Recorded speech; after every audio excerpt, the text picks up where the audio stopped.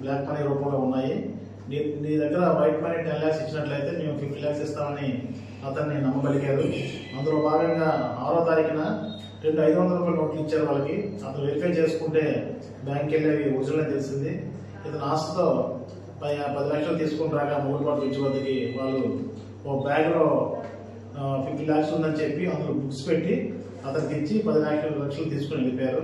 అందులో భాగంగా దర్యాప్తు చేయగా మన ప్రీవియస్ అకౌంట్ అయిన సునీల్ అనే వ్యక్తిని గుర్తించడం జరిగింది. అతను సునీల్ ఒరిస్సా గ్యాంగ్తో పాటుగా ఈ చీటింగ్లో పాల్పడ్డాడు. ఇందులో భాగంగా 10 లక్షల్లో భాగంగా ఇతను 4,50,000 రూపాయలు షేర్ తీసుకున్నాడు.